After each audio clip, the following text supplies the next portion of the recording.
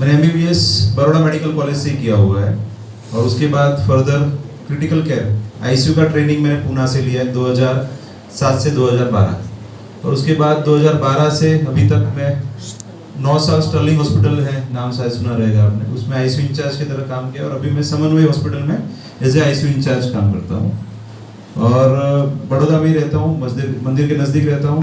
प्रभु जी से हर रोज मिलने का होता है हमारा, तो प्रभु जी ने बताया कि यहाँ पे बहुत अच्छे भक्तों का प्रोग्राम होता है, तो उन्होंने मुझे आज इनविटेशन दिया है, तो मुझे ये सेवा का मौका मिला है, मैं आपसे आभारी हूँ। आज हम आर्ट ऑफ स्मार्ट वर्क के ऊपर थोड़ी बात करेंगे। किसी को कोई प्रश्न है तो बाद में लास्ट में 5 से 10 मिनट हम रखेंगे, तो आप आपका प्रश्न बाद में पूछ सकेंगे। तो सब लोगों ने 2 चीजें सुनी रहेगी, हार्ड वर्क और स्मार्ट वर्क। सुना है सब लोगों ने? तो कौन सा जरूरी है? दोनों जरूरी है। कुछ लोग क्या सोचते हैं कि सबका शॉर्टकट रहता है, शॉर्टकट रहता है, लेकिन वो शॉर्टकट पे भी चलना पड़ता है। चल नहीं रहा है। तो आपने कौवे की स्टोरी सुनी रहेगी। कौवे की स्टोरी में क्या होता है, एक प्यासा कौवा है और वो देखता है कि एक जो कुंजा है, जो बर्तन है, उसमें थोड़ा सा पानी, तो उसमें क्या करता है, वो कंकड़ डालता है, तो पानी ऊपर आ जाता है और फिर पानी पी लेता है। तो वो हो गया हार्ड वर्क हो गया।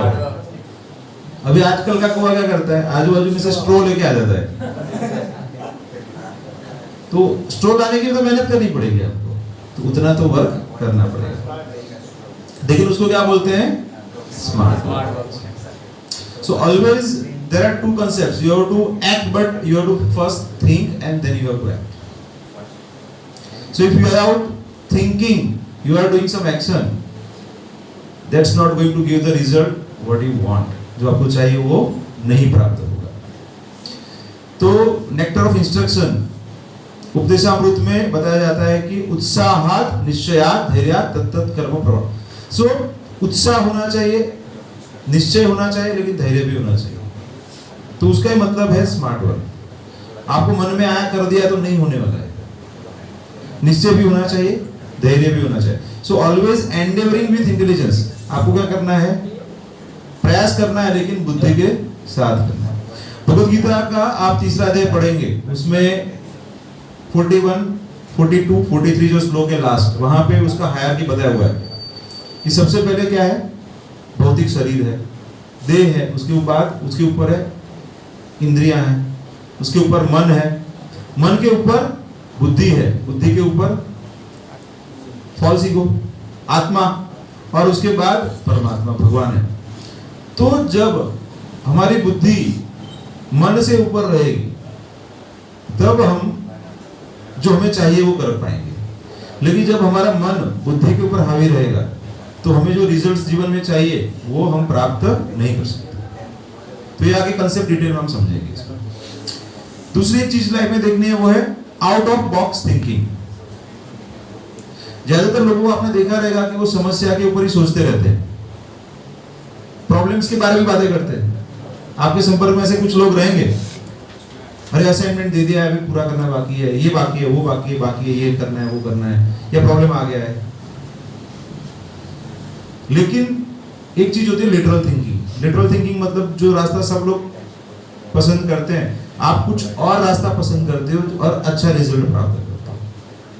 जैसे मेरे एक मित्र की मैं बात करूं, तो जब मैं एमबीबीएस में था, 2001 की बात कर रहा हूं, तो उस समय पे मैं सेकंड ईयर में था, तो उनको मलेरिया हो गया, तो उनको आईवी एक्सेस लगाया हुआ है, दवाएं चल रही है, तो एग्जाम चल रहा है, इंटरनल एग्जाम 6 महीने का रहता है, वो चल रहा है। तो ज्यादातर बच्चे क्या करेंगे, ड्रॉप ले लेंगे। करते हैं कि नहीं ऐसा? बीमार है तो क्या एग्जाम, पढ़ाई तो हुई नहीं है।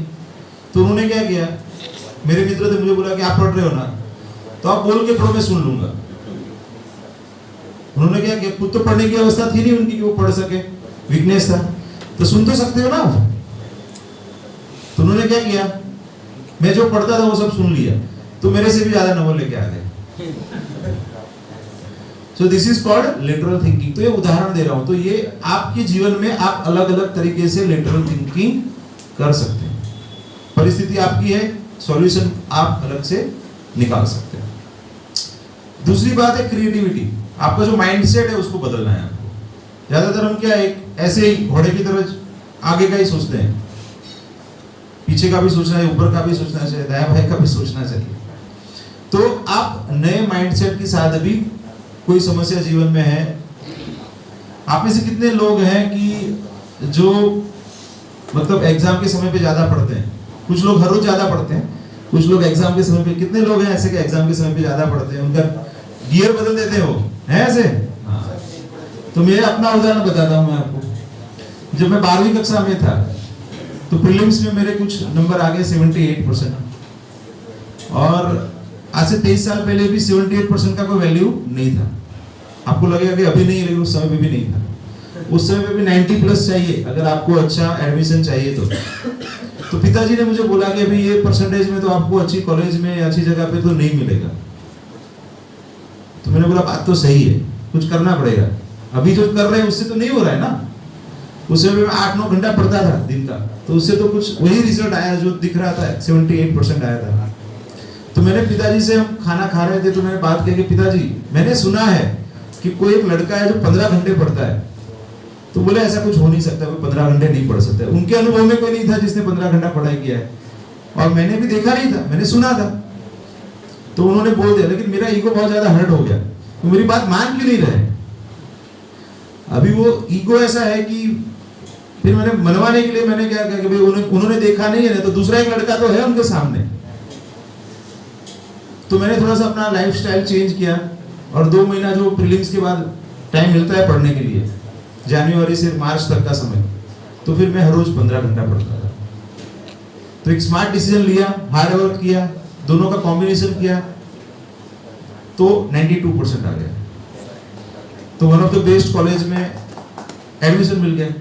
सो ये उदाहरण से मैं क्या आपको समझा रहा हूं कि जो परिस्थिति में सॉल्यूशन आप जो सोच रहे हो उससे अलग सॉल्यूशन हो सकता है। शायद वो सॉल्यूशन आपको शुरुआत में पसंद ना भी आए, क्योंकि आपको यही तरीके से करना है, लेकिन कोई बता सकता है कि आप वैसे भी कर सकते हो। जैसे आपसे जो सीनियर है उसका गाइडेंस लेना चाहिए, जैसे और काफी बच्चे रहेंगे जो 3rd ईयर में है तो 4th वाले का गाइडेंस दे सकते हैं, 1st ईयर वाले आएंगे तो उनका पहले का गाइडेंस दे सकते हैं। तो उनको पता चलता है कि कैसे पढ़ना चाहिए, क्या नहीं पढ़ना चाहिए। क्योंकि कई बार क्या चीजें, कुछ चीजें हमको अच्छी लगती है इसलिए पढ़ते रहते हैं। कितने लोगों का ऐसा हुआ है? होता है ना, कुछ सब्जेक्ट पसंद है वो उसमें ज्यादा पढ़ते रहते हैं, और कोई सब्जेक्ट पसंद तो क्या करते हैं, एग्जाम के टाइम पे पढ़ते हैं, फिर नया लगता है सब कुछ, फिर एटीकेटी हो जाती है।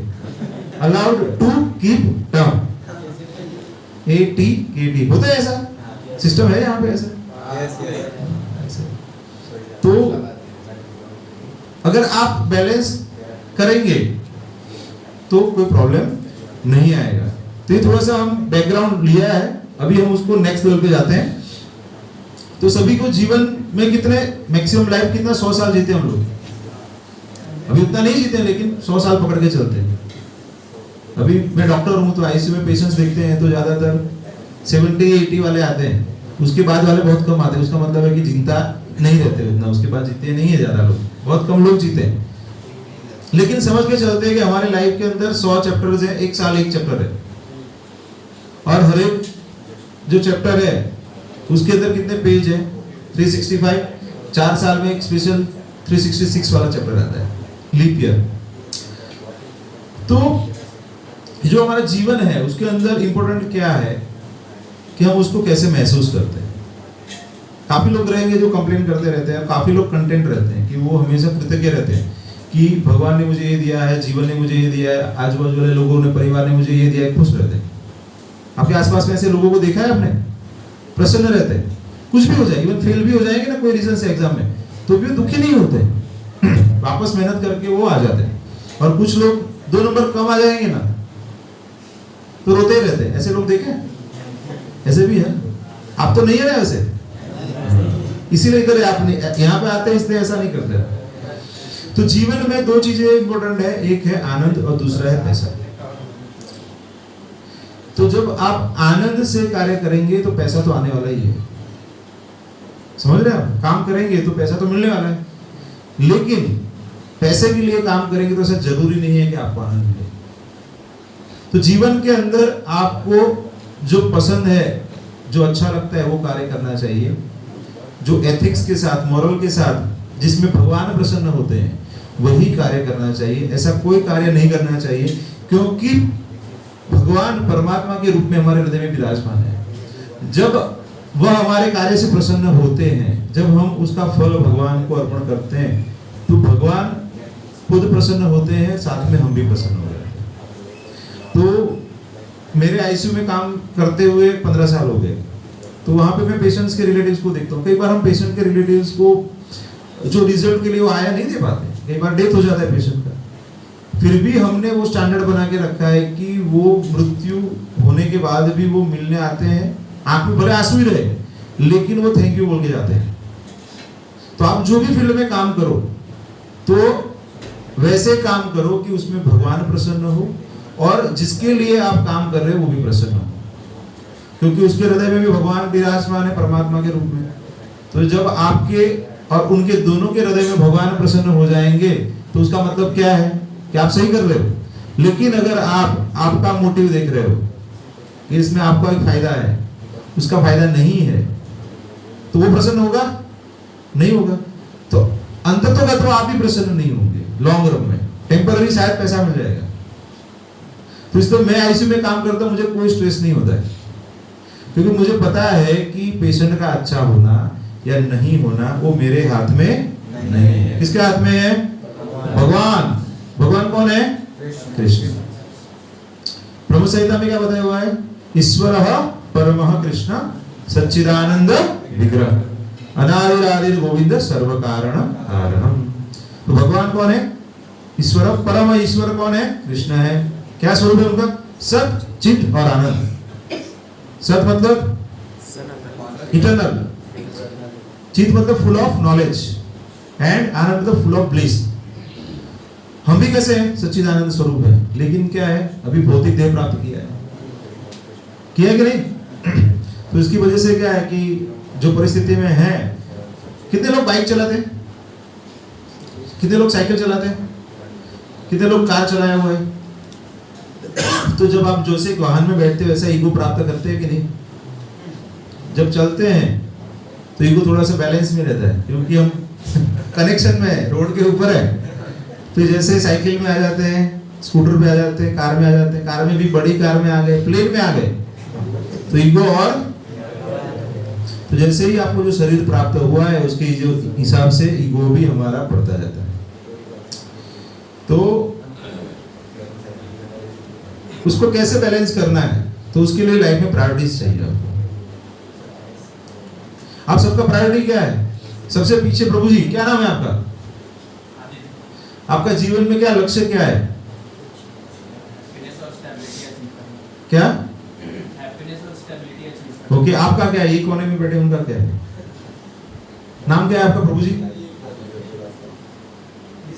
बिजनेस करना है। तो सबका कुछ ना कुछ प्रायोरिटी रहता है। आपका क्या प्रायोरिटी है? हैप्पीनेस। हैप्पीनेस है। आपका क्या प्रायोरिटी है?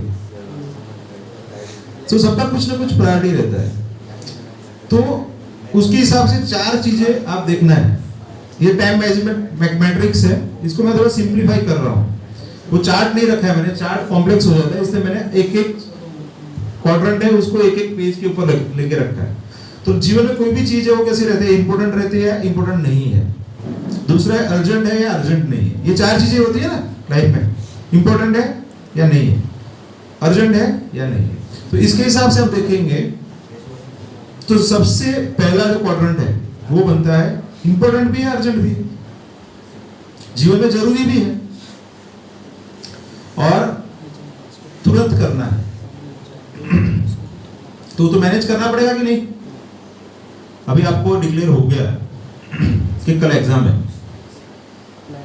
तो पढ़ना पड़ेगा कि नहीं? रात को जाके भी पढ़ना पड़ेगा ना, और इंपॉर्टेंट भी है ना। तो कौन कौन सी चीजें? सर्टेन प्रेसिंग प्रॉब्लम्स, क्राइसिस हो गया, अभी खाना बना रहे और गैस का बॉटल खत्म हो गया, तो क्या करेंगे आप? व्यवस्था करना पड़ेगा कि नहीं? फिर खाना अधूरा हो जाएगा ना, पूरा बनेगा। डेडलाइंस कुछ दिए हुए हैं, असाइनमेंट दिया हुआ है, सबमिट करना है आपको। अभी असाइनमेंट आपको लास्ट वीक दिया था, अभी कल सबमिट करना है, तो करना पड़ेगा आपको। कई बार क्या रहता है, कोई लोग काम करते हैं ऑफिस में, तो ऑफिस में क्या होता है 5 बजे कुछ तो उन्होंने पीपीटी बना के दे दिया उन्होंने, और उनके बॉस बोलते हैं भाई इसमें से थोड़ा रीवर्क करना पड़ेगा आपको, फिर से बनाना पड़ेगा, तो उनको 2 घंटा रुक के करना पड़ेगा कि नहीं। तो ये सारी चीजें कैसी है, जरूरी भी है और अर्जेंट भी है। तो आपकी लाइफ में ऐसे कोई उदाहरण है जो आप बता सकते हैं? आप बता सकते हैं ऐसे कोई चीज जो जरूरी भी रहती है और इम्पोर्टेंट भी है, अर्जेंट भी है? नहीं हुआ है, अच्छी बात है। आप किसी का ऐसे अनुभव है कोई? तो अच्छी बात है। तो दूसरा क्वाड्रेंट देखते हैं कि जो जरूरी है लेकिन अर्जेंट नहीं है, इसको क्वाड्रेंट 2 बोलते हैं या क्वाड्रेंट ऑफ क्वालिटी भी बोलते हैं, जिसके ऊपर फोकस करना चाहिए। सब इंग्लिश समझते हैं? आप उनको इंग्लिश में बता रहे हैं? सब इंग्लिश समझते हैं ना? So better I talk in English only, you need not repeat in किसी के लिए आपको। So there are 4 quadrants. The other quadrant, that is the one quality quadrant, the things which are very important and they are not urgent. So we should try to focus on certain activities. Like we have to plan our life, we have to plan our study. Yes. Can we do the both and mix the English and Hindi? Okay, we'll do. Yeah, because this whole 4-5 students are not getting. Okay. So जीवन में कुछ चीजें ऐसी हैं कि जहाँ पे हमको प्लानिंग करना पड़ेगा, जहाँ पे हमें कुछ चीजों को बचा के रखना पड़ेगा, प्रिवेंटिव स्टेप्स लेने पड़ेंगे, वी हैव टू प्रिपरेशन करना पड़ेगा। आज हम क्यों बैठे हैं, कुछ ऐसा सीख रहे हैं कि लॉन्ग टर्म लाइफ में इफेक्ट रहे। मेरा ऐसा पढ़ते समय था कि कोई भी लेक्चर अगर मैं अटेंड कर रहा हूँ ना, तो अगर मैं उसको प्रैक्टिकल लाने वाला हूँ तो अटेंड करूंगा। अगर if I am investing 1 hour, that is better कि वो 1 आवर है, वो उसका इफेक्ट मिलना चाहिए। तो आप में से कितने लोगों को पता रहता है कि कल कौन सा लेक्चर होने वाला है? लिस्ट देते हैं आपको? तो कितने लोग पढ़ के जाते हैं? मे बी 1-2% लोग पढ़ के जा रहे हैं। So the secret lies here only. What you have to do? आपको अगर लिस्ट पता है ना, पूरा नहीं पढ़ना है, ऊपर से देखना है बस। You have to fool your mind. आप में से कितने लोग मुझे पहले मिल चुके हैं? ठीक है, 2-3 हैं जो मुझे मिल चुके हैं, तो उनके लिए मैं नया नहीं हूं ना। वो शायद मुझे पर्सनली नहीं पहचानते, लेकिन मैं नया नहीं हूं। तो वैसे ही जब आपका कोई टॉपिक है, आपने ऊपर से उसका मुख्य पॉइंट्स देख लिया, पढ़ाई नहीं किया, अंदर से ऊपर देख लिया, और आप क्लास अटेंड करने चले गए, तो दिमाग को क्या पता हो गया कि ये तो पता है अपने को, तो दिमाग को क्या रुचि हो जाएगी सुनने में, राइट? लेकिन आप कोई टॉपिक सुनने जा रहे हैं, पहली बार सुन रहे हैं, तो क्या होगा? मूड आएगा आपका? नहीं आ सकता है। तो फिर आपका ध्यान इधर उधर, मतलब you are wasting 1 more hour here. उसके बदले क्या करना है, जब भी क्लास है उसके पहले 5 मिनट 10 मिनट क्या है, जो टॉपिक पता है ना, उसका ऊपर से देख लो, आपसे पॉइंट्स क्या क्या है, मेन। उतना कर सकते हैं? कितने लोग कर सकते हैं? हाथ ऊपर करो। सब लोग कर सकते हैं ना? कितना टाइम देना है आपको? So this is called smart work. You have to fool your brain. समझ में आ रहा है आपको? इजी है कि नहीं? तो मेमोरी ऐसे ही काम करती है। और दूसरा क्या करना है, घर पे जाके एक बार देख लो, खत्म। फिर आपको एग्जाम के दिन अगर नहीं भी पढ़ाई किया ना, तो भी वो टॉपिक एग्जाम में आ गया ना, तो आप कुछ लिख लोगे, पासिंग मार्क्स तो आ जाएंगे आपके। और स्कोर करना है तो एक बार फिर पढ़ना पड़ेगा आपको। लेकिन ऐसा कभी भी, क्योंकि आप 1 घंटा इन्वेस्ट किया है, तो आप पैसे इन्वेस्ट करते हो तो उसका रिटर्न एक्सपेक्ट करते हो कि नहीं? तो पैसा इंपॉर्टेंट है कि टाइम? तो अगर टाइम इन्वेस्ट कर रहे हो, उसका रिजल्ट नहीं मिल रहा है, तो आप बुद्धिमान है कि मूर्ख है? तो कितने लोग मूर्ख बनना पसंद करेंगे? कोई नहीं करेगा। तो बुद्धिमानी क्या है कि जब आप पढ़ रहे हो तो अच्छे स्टूडेंट की तरफ पढ़ो। समझ में आ रहा है? तो एमबीबीएस में मैं जब था, फाइनल ईयर में आ गया, तो प्रीलिम्स में मेरे कुछ कम नंबर आ गए। सर्जरी का सब्जेक्ट मुझे इतना पसंद नहीं था, मेडिसिन अच्छा लगता था, सर्जरी अच्छा नहीं लगता था। तो सर्जरी में मैंने सिर्फ नोट्स पढ़े थे, बुक नहीं पढ़ा था। तो प्रीलिम्स में मेरे आ गए 50 चाहिए, मिनिमम 50% चाहिए पासिंग, तो मेरे को 37 नंबर आए थे। तो इंटरनल कम हो जाता है ना, तो आपको क्या करना पड़ता है, एक्सटर्नल में से उसको कवर करना पड़ता है। तो फिर मैंने सोचा कि अभी वो अपना 12th वाला गियर बदलना पड़ेगा अभी। तो मैं 10 घंटा पढ़ता था। कितना पढ़ता था पहले? 10 घंटे। तो उसमें से मैंने कितना चालू किया? 17 आवर्स चालू। तो स्मार्ट डिसीजन लेना पड़ेगा ना आपको। 6 महीना और बैठने से तो अच्छा है ना। So there is nothing like isolated smart work और isolated hard work. You have to combine both. तो दैट फॉर 2 मंथ्स मैंने सेविंग भी नहीं किया था। जो साधु बाबा रहते हैं ना, वैसे ही हो गया था मैं। आजकल फैशन हो गया, वो बात अलग है।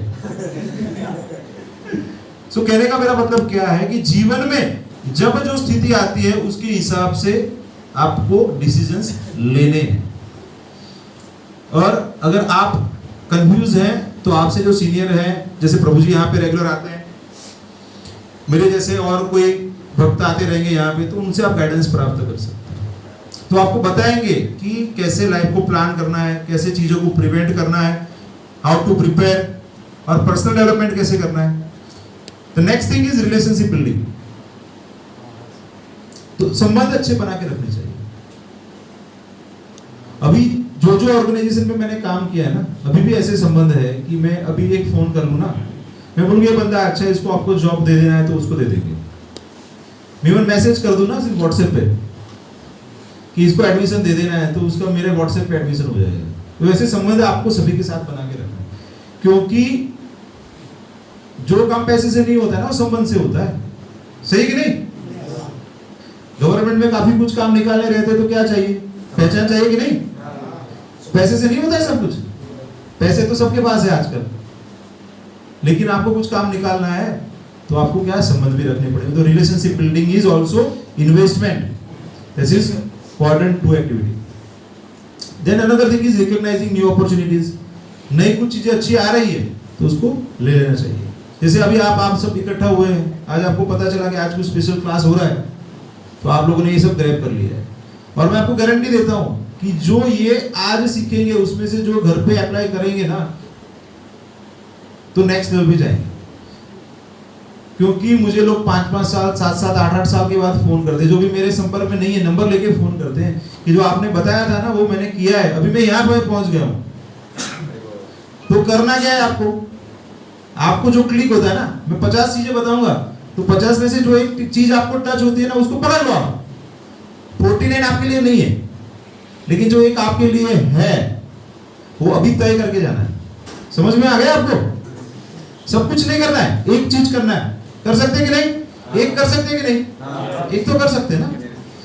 तीसरा क्या है? नॉट इंपॉर्टेंट बट अर्जेंट, तो उसको अवॉइड करना चाहिए। ऐसी चीजें होती है ना, इंटरप्शंस आ गया, कंप्यूटर पे काम कर रहे, ईमेल आ रहा है, इसके ऊपर मैसेज आ रहे हैं, फोन कॉल्स आ रहे हैं, अभी कुछ वर्ल्ड कप चल रहा है, कुछ डांस कंपटीशन है, मिस वर्ल्ड, मिस यूनिवर्स चल रहा है, कॉलेज में कुछ फेस्टिवल्स चल रहा है, सब चल रहा है कि नहीं?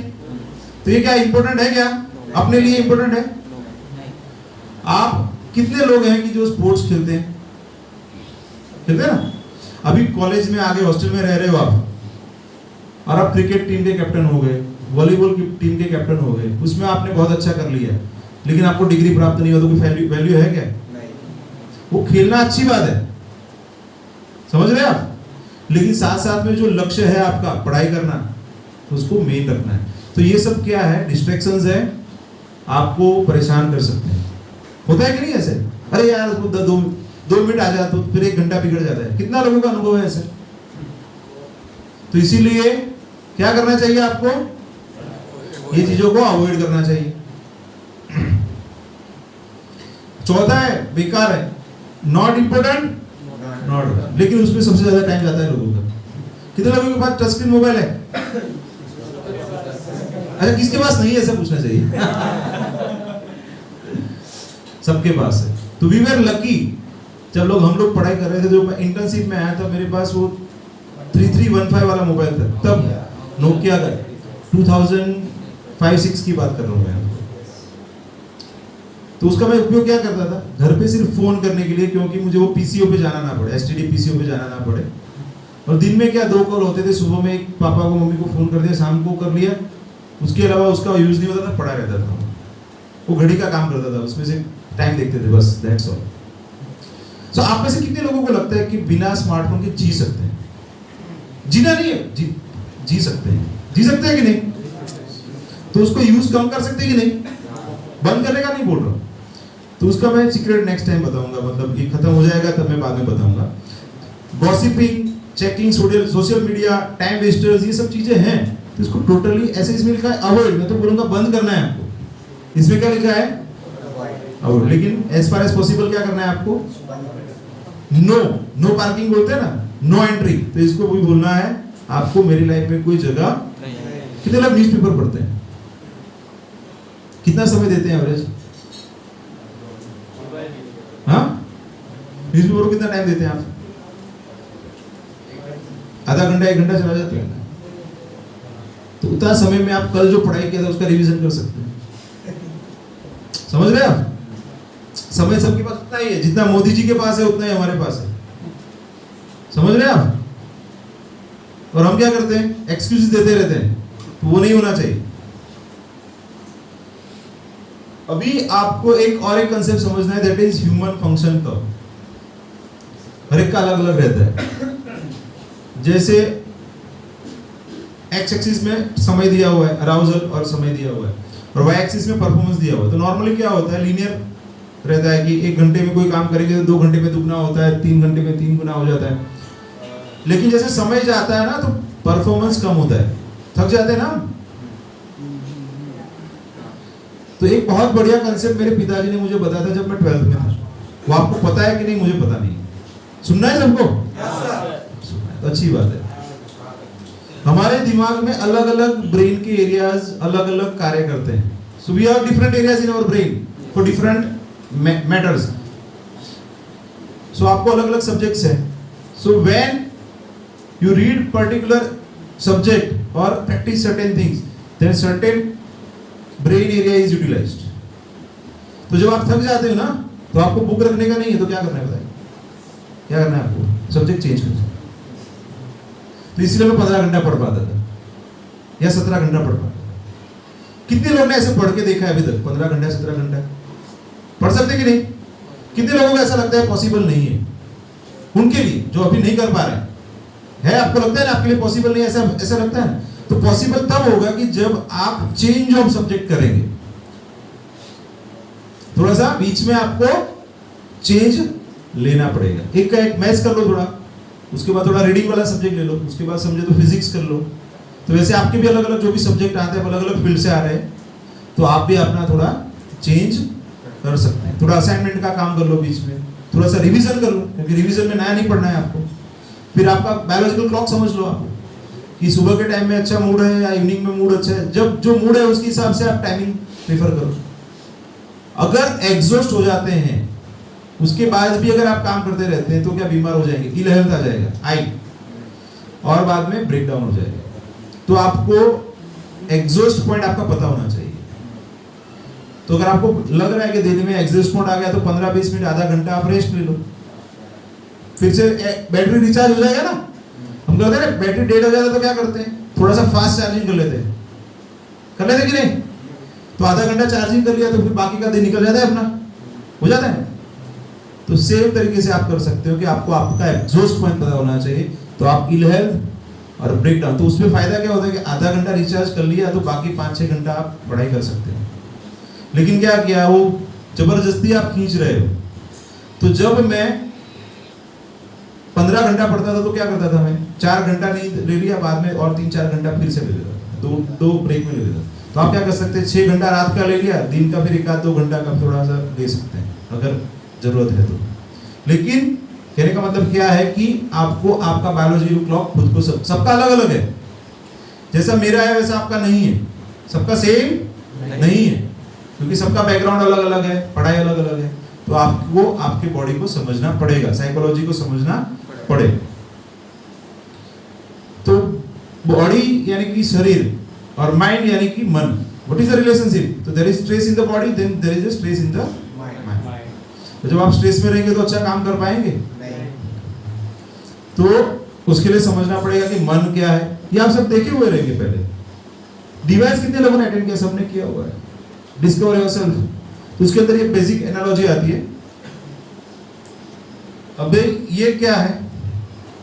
मेरा मोबाइल है, ये क्या है?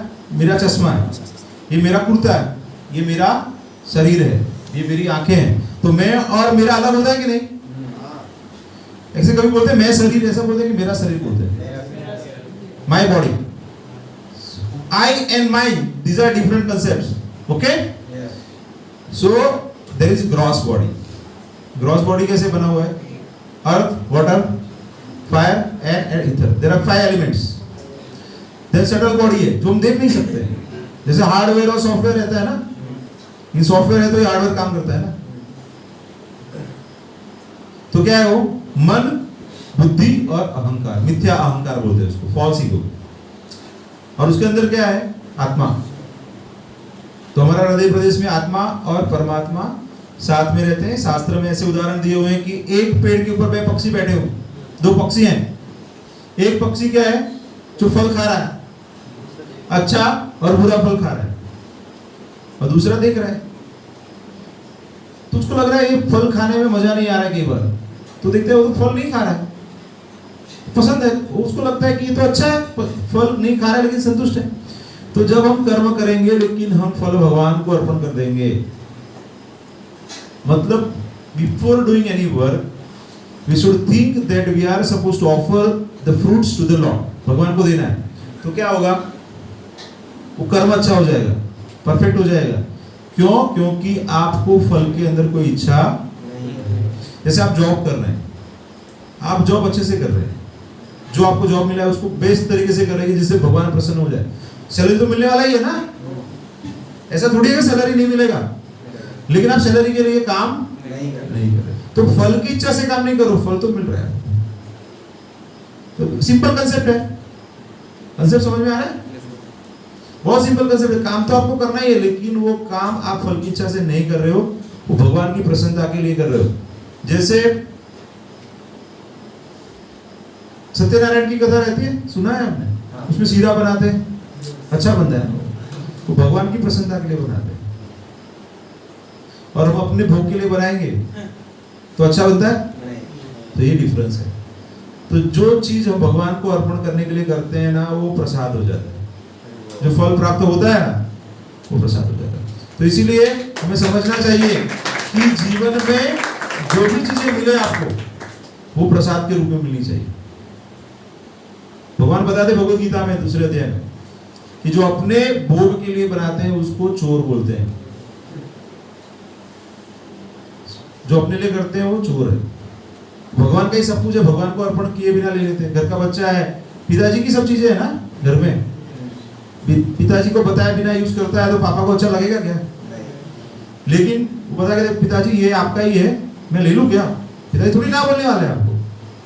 तो वैसे ही जब भगवान की प्रसन्नता के लिए कोई कार्य करते हैं तो हम प्रसन्न हो जाते हैं। इसको और सिंपल तरीके से समझाने के लिए और एक उदाहरण लेते हैं। कंप्यूटर का उदाहरण लेते हैं। जैसे कंप्यूटर में क्या करते हैं? इनपुट्स देते हैं। इनपुट्स कहाँ से आता है? हमारे बॉडी में कहाँ से आता है? आंखें, नाक, जीवा, कान, त्वचा से आता है। और सब कहाँ पे प्रोसेस होता है? मन में होता है। तो mind is like software. There are 3 functions of mind: thinking, willing, feeling. Thinking मतलब विचार करना, विलिंग मतलब इच्छा करना, और फीलिंग मतलब अनुभव करना।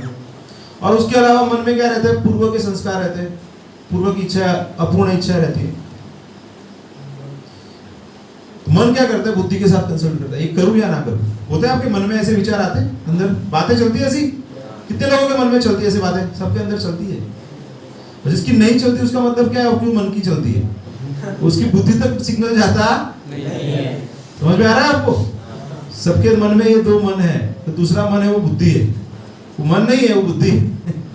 तो बुद्धि अगर आपकी एनरिच हुई है, छोटे बच्चे हो जो मन में आता है वही करते हैं, लेकिन जैसे बड़े हो जाते हैं ना तो सोच के करते हैं ये करना चाहिए कि नहीं करना चाहिए। कोई लड़की ने आपको प्रपोज कर लिया तो बुद्धिमान रहेगा तो क्या बोलेगा? अभी ये समय नहीं है सही, अभी पढ़ने का समय है। जिसका बुद्धि नहीं रहेगा वो क्या करेगा? अरे यार सब घूम रहे हैं, मैं ही अकेला घूम रहा हूं। लेकिन बाद में 2 साल के बाद क्या होता है? 80 केटी हो जाता है। देखा है ऐसा? ऐसे लोगों को देखा है आपने? जैसे अभी मैं आ रहा था यहाँ पे आने के लिए पारों के सामने, तो हाथ में हाथ मिलके कैसे घूम रहे थे, मैं और प्रभु जी बात कर रहे थे कि उनको पढ़ाई के लिए आए नहीं लग रहा है ये लोग। उनके पिताजी और माताजी ने जो खर्चा किया है, आपके माता पिता क्या आपके लिए मेहनत कर रहे हैं।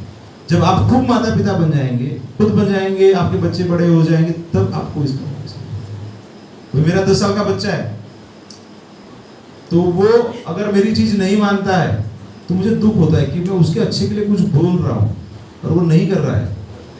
अभी तो मेरे सामने है, अगर वो समझे कि वो हॉस्टल में चला जाएगा और जो उसके पीछे मैं सब लगा रहा हूँ, एनर्जी लगा रहा हूँ, सब लगा रहा हूँ, और वो पढ़ाई अच्छे से नहीं कर रहा है, तो लॉस किसको है? बच्चे को है। पिता को लॉस नहीं है, पिता ने तो अपनी जिम्मेदारी पूरी कर दी, उसको पढ़ाया लिखाया, उसको जिम्मेदार करने के लिए सब कुछ इन्वेस्टमेंट कर दिया उसने।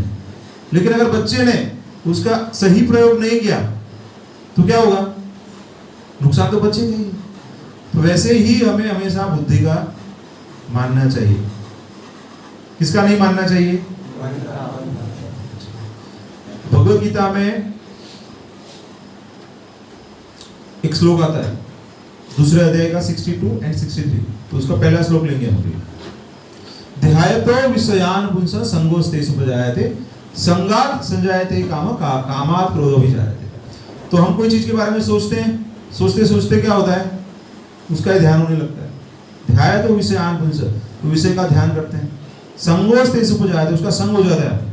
संगात् संजायते काम, तो संग से फिर क्या कामना हो जाती है, ये चाहिए मुझे, तो इसीलिए ज़्यादा सोशल मीडिया पे नहीं रहना चाहिए, न्यूज़पेपर ज़्यादा नहीं पढ़ना चाहिए, ज़्यादा टीवी, क्योंकि उसमें बॉम्बार्डिंग होता रहता है डेटा, तो उसका क्या आपको संग होता रहता है। फिर ध्यान, संग, कामना, कामात् क्रोधो विजायते, लेकिन सारी इच्छाएं पूरी होती है क्या? नहीं। तो फिर फ्रस्ट्रेशन आता है। आगे का क्या है? क्रोधाद् भवति सम्मोहः, सम्मोहात् स्मृति विभ्रमः, स्मृति भ्रंशात् बुद्धिनाशो, बुद्धिनाशात् प्रणश्यति। गुस्सा आता है तो क्या होता है? मोहित हो जाते हैं। मोहित हो जाते तो क्या होता है? बुद्धि नाश हो जाती, स्मृति चली जाती है और अंत में भवकूप में गिर जाते हैं। तो कितने लोगों की इच्छा है फिर से जन्म लेने की? लेना है? पशु जन्म लेना है कितने? किसी को मनुष्य जन्म लेना है? या कितने लोग हैं कि भगवत प्राप्ति करनी है? अभी है। तो उसका मतलब क्या है कि आप ये साइकिल से निकलना है, तो उसका मतलब क्या है? आपको गलत जगह पे आपका मन नहीं लगाना है। तो उसके लिए आपकी बुद्धि को एनरिच करना पड़ेगा। और बुद्धि कैसे एनरिच होगी? आप अच्छे लोगों के संग में रहेंगे, अच्छे पुस्तक पढ़ेंगे, भगवान का नाम लेंगे और भगवान को ऑफर करके फूड, एबीसीडी को प्रयोग करना पड़ेगा। Association of devotees, books reading, chanting and prasadam, right. अगर इसमें से कोई भी एक चीज में करप्शन है आपका, तो फिर प्रॉब्लम आ जाएगा। आपको पानी, एक बार भी गंदा पानी पी ले तो बीमार हो जाएंगे कि नहीं? तो आपको संरक्षण, अभी पारों में पड़ रहे हैं तो एक्सपोजर तो बहुत अलग अलग प्रकार के हैं आपको, तो उसमें से कौन सा एक्सपोजर आपको लेना है, कौन सा नहीं लेना है, तो सही चुनाव आपको करना है। यहाँ पे बताया कि आपका अगर मन नियंत्रित नहीं है तो क्या इफेक्ट हो जाएगा। जैसे 5 घोड़े 5 अलग अलग इंद्रियों की तरह बताया हुआ है, और रस्सी है वो मन है, और बुद्धि अगर स्ट्रांग नहीं है तो रस्सी को पकड़ नहीं पाएगी। तो जो आत्मा है उसकी हालत क्या है आप देख सकते हो। तो अगर हमारी हालत भी ऐसी है, उसका मतलब क्या है कि हमारी बुद्धि स्ट्रांग नहीं, बुद्धि को स्ट्रांग करना पड़ेगा। ठीक है। तो मन का स्वभाव क्या है? अगर मन को नियंत्रित किया है, 6ठे अध्याय के 6ठे और 7वें श्लोक में भगवान बताते हैं, The one who has controlled his mind, mind is the best friend. The one who is not in a position to control the mind, the uncontrolled mind is the worst enemy. तो हमें क्या करना है? उसको मित्र बनाना है, उसको control करना है। हमारी सही पहचान क्या है? उसको अगर हम समझेंगे तभी इसको आगे अच्छे से समझ पाएंगे। तो हम कौन है? हम आत्मा है, हम शरीर नहीं है। लेकिन ज्यादातर हम इसके संपर्क में लंबे समय से हैं। मैं 41 ईयर से संपर्क में हूँ, आप कुछ 20-22 साल से 25 साल से रहेंगे ना उसके संपर्क में, तो आपको ऐसे लगता है कि हम शरीर हैं, ऐसी भावना हो जाती है ना। अहंकार का मतलब क्या है? हम कार में बैठते तो मैं ही कार हूँ, मैं ही मर्सिडीज हूँ। अहंकार, false identity, that is false identity. But real identity is that we are spirit soul. So ऐसे बताया जाता है देहोनस्मि यथा देहे कौमारम यौवनम जरा तथा देहांतर प्राप्ति धीरज तत्र न नियति।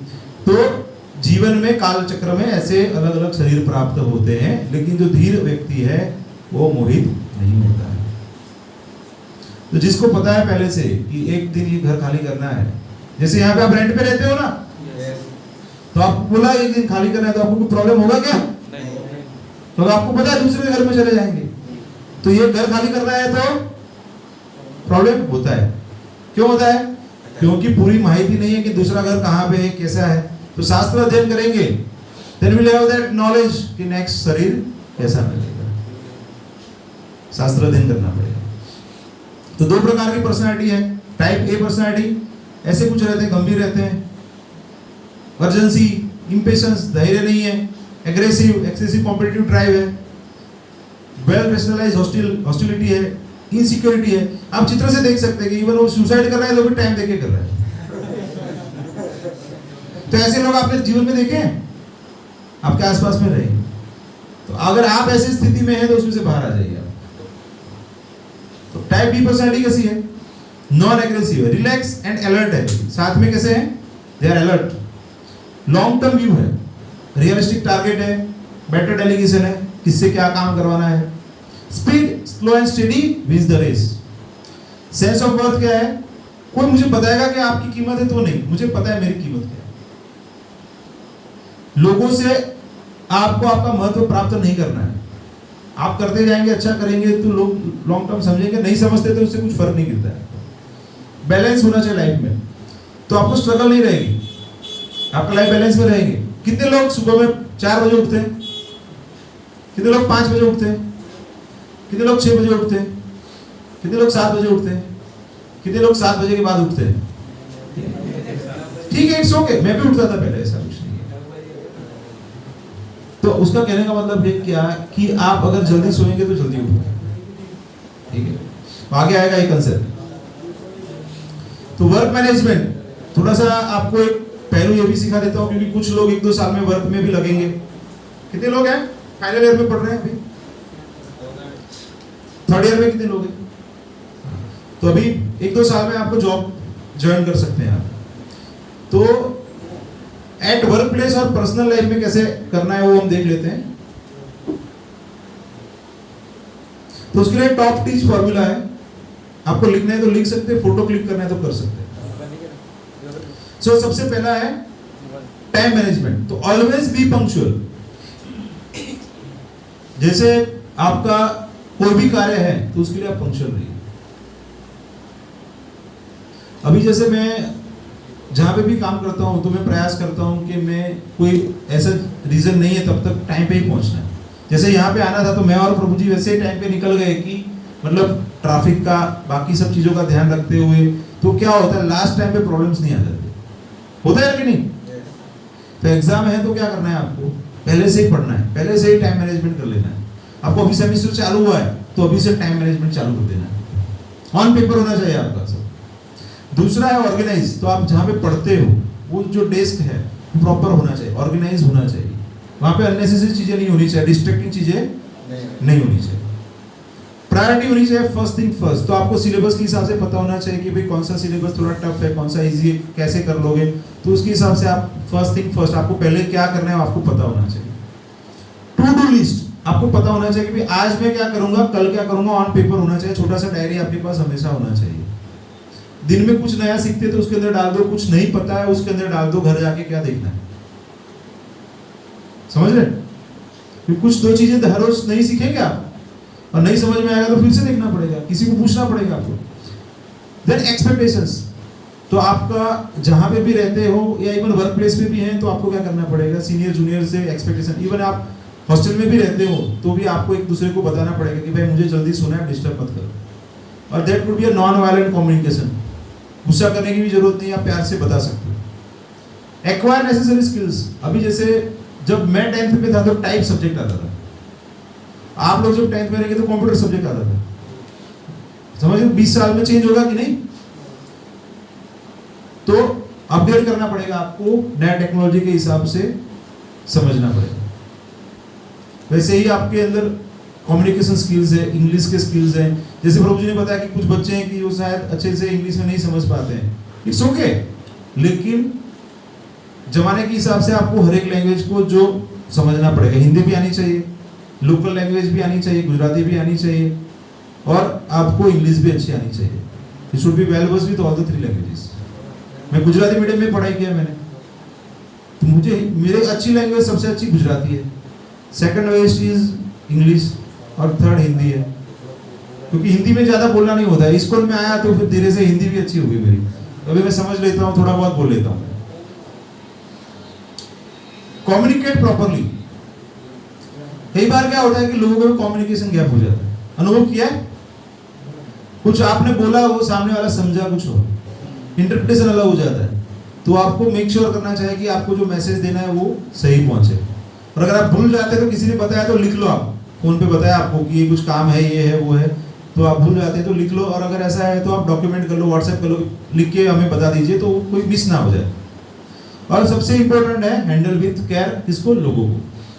मशीन खराब हो जाएगा तो दूसरा आ जाएगा, रिपेयर हो जाएगा, संबंध बिगड़ जाएंगे लोगों के साथ, लोग दूसरे मिलते हैं क्या? चले जाते हैं। तो आपको लाइफ में ऐसा व्यक्ति बनना है कि आपको हर लोग चाहे कि ये तो चाहिए मुझे मेरे जीवन में। ऐसे लिस्ट बनाना हो कि ये 5 इंपॉर्टेंट व्यक्ति कौन है, तो आप जिसको टच कर रहे हो तो उसके जीवन में आपका नाम 1 से 5 में होना चाहिए। मतलब you should contribute in their life. Life में एक प्रिंसिपल है, आपको पहले देना चाहिए, लेना नहीं चाहिए। श्री उपदेशामृत में एक कंसेप्ट आता है, ददाति प्रति गृह्णाति गुह्यम आख्याति पृच्छति भुंक्ते भोजते चैव षड्विधम प्रीति लक्षणम। तो जो मित्रता है उसकी 6 चीजें रहती हैं। ददाति प्रति गृह्णाति, देना है, गिफ्ट करना है।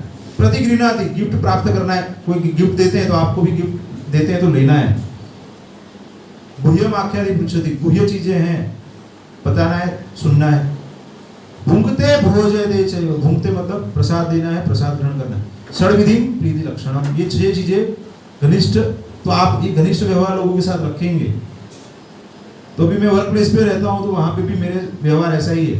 तो मैं एकादशी का व्रत करता हूँ तो मेरे आसपास वाले लोग भी एकादशी कर लेते हैं। तो मैं चाय कॉफी नहीं लेता हूँ तो वो भी धीरे धीरे इंस्पायर होकर वो लोग भी चाय कॉफी बंद कर लेते हैं, क्योंकि उनको समझ में आता है कि ये सब चीजों से फायदा है। मैं भगवत गीता उनको गिफ्ट देता हूँ तो वो भी भगवत गीता पढ़ते हैं और लोगों को गिफ्ट दे देते हैं। तो जैसा आप अच्छा करेंगे that will be like boomerang, वापस आता है ना आपके पास। तो कभी भी ये नहीं देखना चाहिए कि इसमें मेरे लिए क्या है। आपको हमेशा ये सोचना चाहिए कि और लोगों के लिए मैं क्या कर सकता हूँ।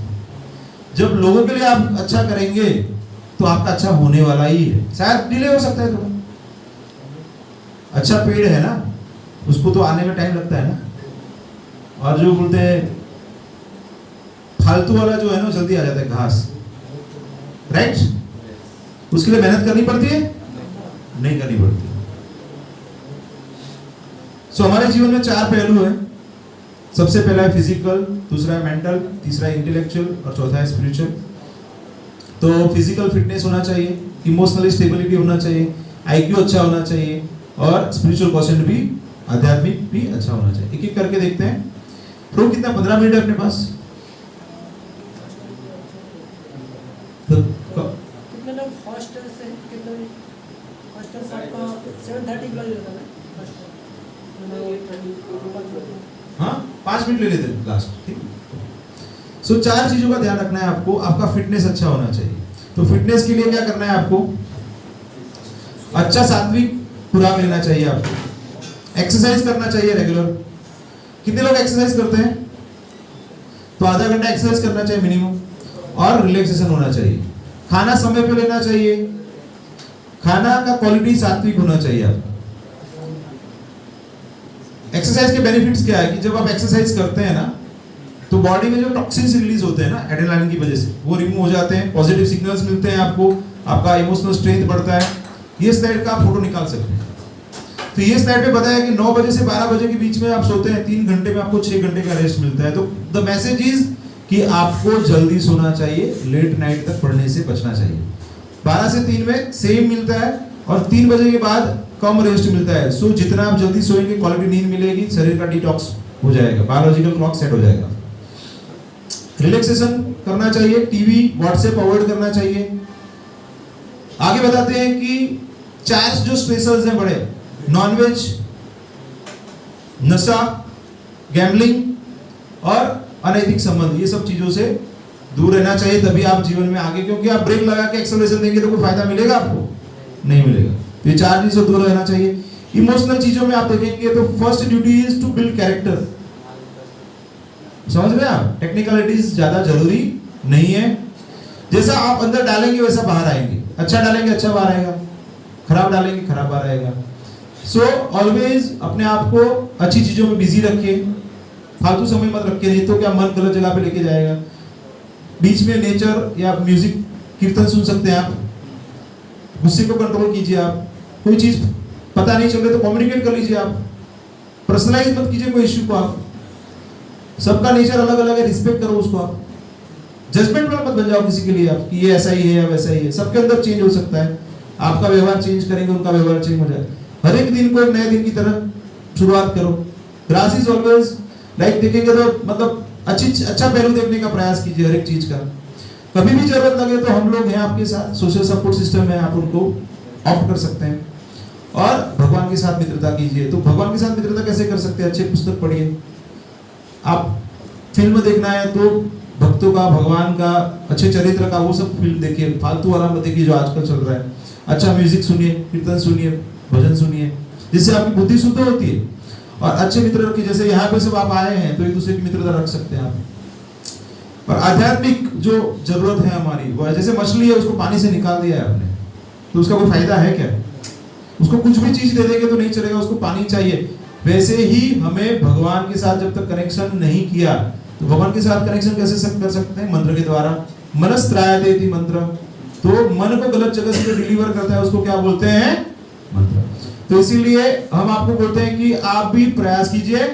हरे कृष्णा कृष्णा कृष्णा हरे हरे, हरे राम राम राम हरे हरे। तो आप लोगों को हर रोज प्रयास करना चाहिए, 10 से 20 मिनट मिनिमम। आपको सुबह में समय मिले तो अच्छा है, नहीं तो दिन में जब भी समय मिलता है आप 1 माला 2 माला भगवान का नाम ले सकते हैं। उससे आपको पढ़ाई में भी बहुत अच्छा रहेगा और आपके जीवन की जो पूर्णता है, भगवत प्राप्ति है, वो भी आपको होगी। हरे कृष्णा। जिसको प्रसाद देना है